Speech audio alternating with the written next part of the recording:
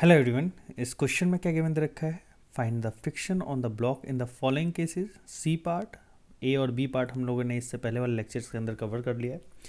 अब देखिए यहाँ पे एक वॉल गिवन दे रखा है और इस वॉल का अगेंस्ट एक एम मास का ब्लॉक 5 न्यूटन के फोर्स से होल्ड पे रखा गया है। ठीक है ना। अभी हमें पता नहीं क्या है, होल्ड पे रहेगा या नहीं रहेगा वो पता नहीं हमें।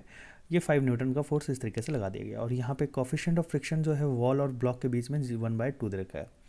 अच्छा, यहाँ पे दो पार्ट दे रखे हैं। एक तो स्मॉल एम मास की वैल्यू है 0.1 kg। अगर इस स्मॉल एम मास की वैल्यू 0.1 kg होगी तो क्या होगा, और अगर इस स्मॉल एम मास की वैल्यू 1 kg होगी तो क्या होगा। तो अब दोनों ही क्वेश्चन हमें सॉल्व करने हैं।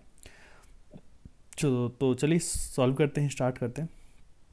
चलिए हम बात करेंगे सबसे पहले वाले केसेस में। चलिए पहले हम लोग ना यहाँ पे इसका एक फ्री बॉडी डायग्राम बना लेते हैं। अरे यार, इसका हम फ्री बॉडी डायग्राम बना लेते हैं पहले। ये एक ब्लॉक, ये हमारा वॉल है और इस वॉल के अगेंस्ट ये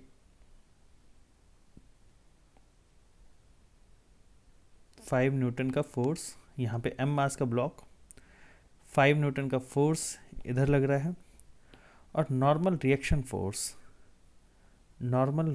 फोर्स इस डायरेक्शन में लग रहा हो। और ये नॉर्मल रिएक्शन फोर्स की वैल्यू कितनी हो जाएगी, जो अप्लाइड फोर्स के बराबर हो जाएगा। ठीक है ना, ये 5 न्यूटन के बराबर हो जाएगा। ठीक है। अब देखिए इस ब्लॉक के ऊपर नीचे की ओर एक फोर्स लगेगा mg फोर्स, और जब ये mg फोर्स इस ब्लॉक को नीचे की ओर लेके आने की टेंडेंसी रखेगा तो इस डायरेक्शन में लगेगा एक फ्रिक्शन फोर्स। अब पहले हमें फ्रिक्शन फोर्स तो लगेगा, पर हमें चेक करना पड़ेगा कि ये ब्लॉक नीचे की ओर मूव करेगा या नहीं करेगा। और चेक करने के लिए हमें सबसे पहले लिमिटिंग फ्रिक्शन निकालना पड़ेगा। तो हम यहाँ पे सबसे पहले लिमिटिंग फ्रिक्शन निकालते हैं और फिर हम बताएंगे कि यहाँ पे लगने वाला फ्रिक्शन कौन सा होगा, स्टैटिक या काइनेटिक या लिमिटिंग कौन सा होगा, हमें पता नहीं है, अभी देखते हैं। चलिए mg की वैल्यू यहाँ पे मैं सबसे पहले हम बात करेंगे। चलिए एफ आर लिमिटिंग निकाल लेते हैं। एफ आर लिमिटिंग की वैल्यू होती है म्यू इंटू एन, और म्यू की वैल्यू हो जाएगी 1/2, म्यू की वैल्यू 1/2 और एन की वैल्यू कितनी हो जाएगी यहाँ पे 5 न्यूटन। ठीक है, तो यहाँ पे हो जाएगा limiting friction 2.5 Newton. F R limiting जो हो जाएगा 2.5 न्यूटन हो जाएगा। क्लियर। अब देखिए समझिएगा, ये mg फोर्स नीचे की ओर लग रहा होगा और एफ आर लिमिटिंग ऊपर की ओर लग के इसे रोकने की कोशिश करेगा। देखते हैं mg फोर्स की वैल्यू कितनी।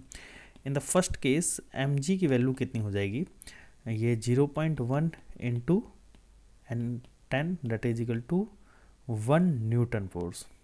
अगर आप ध्यान से देखें तो mg force is less than F R limiting, तो इसका मतलब ये हो गया block does not move, block move नहीं कर पाएगा, block does not move so that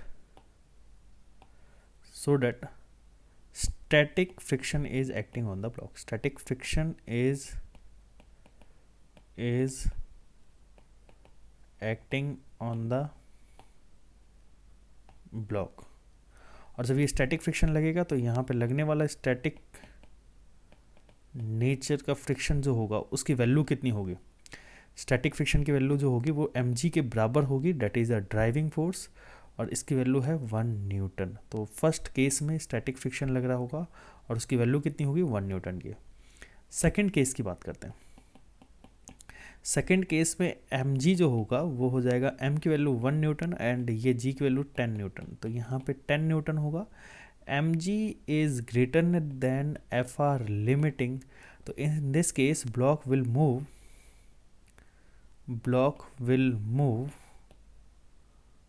downward,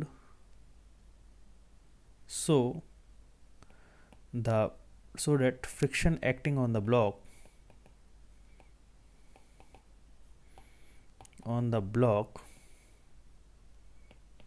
is kinetic in nature।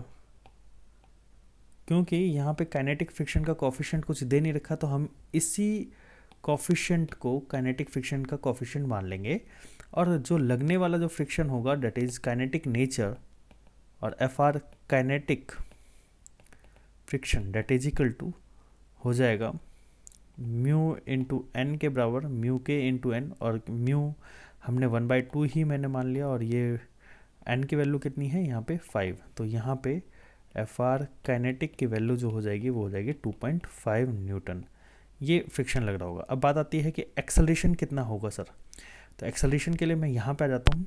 देखिए इस ब्लॉक को नीचे की ओर कितने फोर्स से खींचा जा रहा है, नीचे की ओर mg फोर्स लग रहा है, that is equal to 10 newton, और ऊपर की ओर फ्रिक्शन लग रहा है फ्रिक्शन फोर्स, और इस फ्रिक्शन फोर्स की वैल्यू जो है वो काइनेटिक नेचर के बराबर होगी, और यहाँ पे 2.5 न्यूटन ऊपर की ओर, और ये नीचे की ओर एक्सेलरेट करेगा। तो एक्सेलरेशन की वैल्यू कितनी हो जाएगी 10 माइनस एफ आर के is equal to mass into acceleration. Mass कितना है यहाँ पे 1 kg,